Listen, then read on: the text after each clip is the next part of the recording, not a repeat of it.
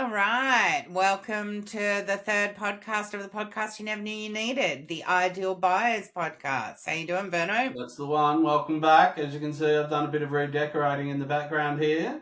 Me also. Got a new fancy tree. It's all very exciting. Very Good week nice. for us this week. We had a couple of purchases and our clients were successful again. Beautiful townhouse. Yeah, definitely. The townhouse itself was amazing, and yeah, we were able to. I mean, we were doing some posts on the socials, going, "We think we may have found the property, and we'll have offers out." And then here we are. What is it? 5 days later, and yeah, we've got it for them, and then Well, we've we're gone off building the unconditional. rest. Yeah, Yeah, yeah, exactly. So, which is awesome. But and look, interestingly, being out in the market, having a look at yeah. a couple of different townhouses, seeing who's out and about buying, there's definitely, still a lot of interest from homeowners. I said there were very, very few investors that we were seeing, but I think that's just going to be the standard trend now that we have, and it's just a bit of a different world out there. Very much so. I mean, it's like I've been sort of obsessing over a bit in my social media posts that people are always going to be looking for a home. Yeah, But out there at the moment, we're just seeing a unique opportunity, let's call it, for people that are looking for their home. A lot of these properties that we're looking at, they fall into that investment space. But because there's so fewer people out in that regard, we're there, we're strong, we're ready to go, and we're ready to get an offer out. I think that's the number one key at the moment, and it is about being fast and acting Mm, quickly. And I think we're actually able to secure really great pricing for our clients with that. And it is about sort of standing by the number that we've given them, giving them a really good idea of where we think the property is going to land. All of our clients have a little bit more back in their back pocket as we go through. That's our number one goal, is to make sure that they don't spend everything they have. Every yeah, now and again we have to, but of course. it's I think it's been a really interesting time for that, and I think the agents are willing to get deals done quickly to Yes, not be sitting on the market, because they also feel the winter shift upon us, which yes. definitely we're all getting a bit more cozied up, and it's definitely hitting the winter. I think spring selling season will be an interesting one this year as well. I think we'll probably have a bit of a bonanza there, but that also means more competition in the market. So any market drop that we're kind of seeing now, particularly with pricing and stuff like that, take advantage of it now while you can, because I think springtime is going to be a selling bonanza. Yeah, look, things chop and change with the seasons, as we know, but those underlying mechanics and fundamentals don't change in that space. To pick up there on what you were saying around the pricing, like, yes, we've sort of mentioned this before, possibly, the vendors' expectations are still high. They are. That we haven't had enough time and drop off for their expectations and pricing to realign, if that's what we want to call it.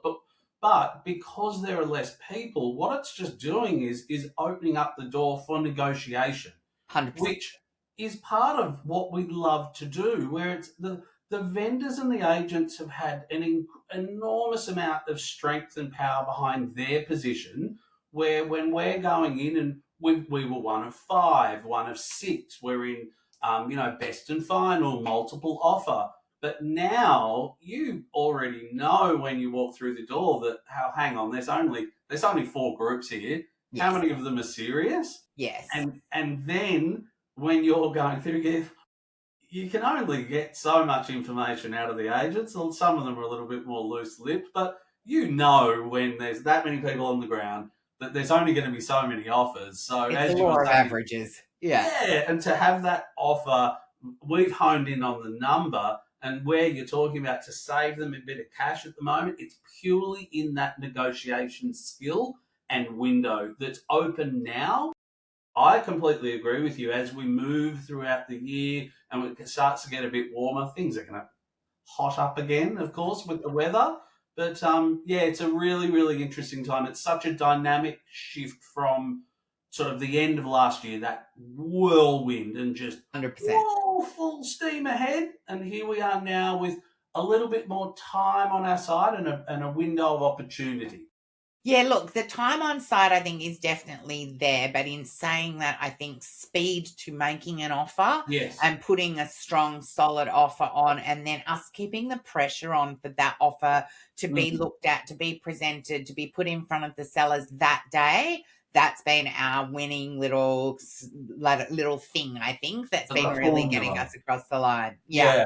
So with those couple of purchases that we've had, we've also had to obviously have a couple of building and pest inspections done. You've attended both of them. They're Yeah. really different with each property, right? Look, every building and pest is. I love building and pest. I think it's an amazing opportunity for us as the buyers to be seeing. I mean, obviously the sellers have their the seller's disclosure form, which came in last year, and we're all across that. We'll probably talk about that at some point because that's a great topic. But so we get some information in what's going on the property from the seller's point of view. What the building and pest allows us to do is obviously there's only so much we can see with a visual inspection. Yeah.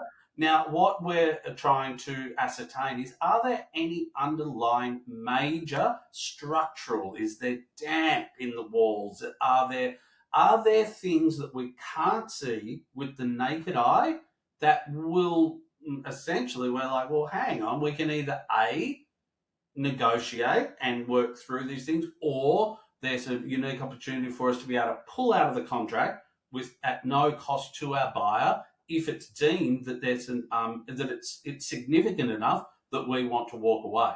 Yeah. I think like the number one thing, and we tell all of our clients as well, is that like basically we won't take on clients that refuse to do a building and pest. They cost on average anywhere sort of from that sort of 700. I think I've seen a couple at 900. That's a little bit Mm-hmm. expensive for me in the market at the moment. Mm-hmm. We have a really great connection with the building and pest inspector that I've been using for, 4 years, going to my fifth year. Mm-hmm.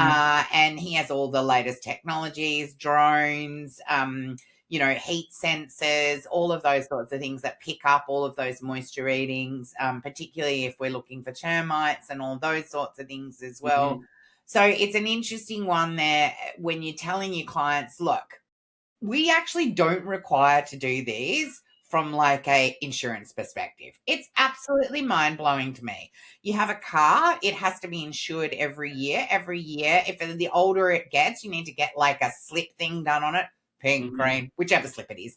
Yeah. And that has to be done on your car to make sure that it's roadworthy. But Yes. with our houses, the biggest asset that we're ever going to own or Mm-hmm. purchase and buy in our lives or even hold, we literally only do these when we're buying or selling. It's Yes. crazy. Well, I mean, But but the thing is that we all live in our homes, right? And I mean, we're homeowners. We have our little checklist and maintenance that we do, but there are certain things I personally feel, and I've even been thinking about it. I was speaking to our building and pest inspector last week about it again. I'm thinking about getting him back over to our place just to do a check of yeah, where things are at. And yeah. But that's because we're seeing properties so often and that you see those little things like a little bit of damp that's left yes, to go for too long, or some tiles that need regrouting, yes, or a shower that needs resealing, what is actually a minor problem, or the bane of my existence, flexi hoses oh, under sinks. Oh my love it. God. Every single flexi hose, I swear, is on the verge of about to burst. Surely Just we on can the come up blink. with something that that has water going through it on a constant basis. But needless to Yeah. say, they're minor jobs that can be done if you are aware of them. I Yes. think there is can be a bit of a misconception with buyers that we get a building and pest inspection done. Mm. Here's the list of items. Now, a lot of these items are what would be called standard maintenance items, Yeah. right? Oh, And then, definitely. And I mean, if we're looking at, I mean, you've raised moisture, and then so let's refer back to the couple of purchases that we've just made. So moisture was a standout issue or highlight within one of these building and pests. So, without going into too much detail, we had significant rain for a couple of weeks prior. A lot of like the vendors don't really like selling in those conditions. We love it because it actually exposes any potential water issues that have been in the property. So this one, it had some roofing restoration done, it had, some amendments. The family had been there for over 20 odd years, and Yeah. they just done what they wanted to do over time. And so there was some changes to the property. Out on the deck, there was some water coming through, a drip that was identified. There was a leak inside in one of in the roof cavity above one of the bedrooms. Downstairs, there was some moisture identified on essentially one of the walls running along with subterranean, so backing on, and we see that And you always see moisture there. Yeah. always, but that just goes back to different codes at the time, and that's a whole other conversation unto itself. But these things again weren't visible to the naked eye. Were there other little minor things? Yeah, sure. We knew there was a spa. Did that have the safety compliance for it around the spa? No. Can we navigate that? Yes. That's a minor thing. Moisture and drips in the ceiling, though, that's another issue. And yeah, 100%. And I think like the best thing for us is that we're confident to be able to go back to the agents and either have those conversations, for them to go back to their vendors and say, look, we need to have these items repaired or fixed. Or we can have, a renegotiation potentially sometimes on the purchase price and a reduction of that purchase price. I've got one currently. I purchased this property, it feels like forever ago. It's at least 6 weeks ago now. And it had some items pop up in the building and pest that was significant enough for us to ask for an extension. It's actually a deceased estate. The family were happy for us to get that, but they needed to know anyway whether it's us that's going to be the purchaser or it's going to be the next mob that comes through. They need to know. So they've waited. And it's come back. There's a couple of electrical items, and then again, moisture. It's always a big thing with moisture. And there are some roofing issues. We were able to get some quotes done. It's going to come in sort of at around that 12 and a half. So I actually was able to negotiate for the vendor to fix all of the electrical items, and we got a $15,000 reduction at settlement for my clients to be able to get those items done. They're investors, so it will need to come up to obviously a rental worthy property, and then for it to be rented out. So there's a whole bunch of different things that happen at building and pests like that. There are some where we walk out and we're like, beauty, tick, tick, nothing to do here. Always, though, there is something. There is, like, you put out your email yesterday to our clients. Nothing major, but here's your minor list of maintenance issues. And that's what we like to call it. And just to touch on what you were saying there before around the works to be done and completed, our preference, we just want to have a conversation.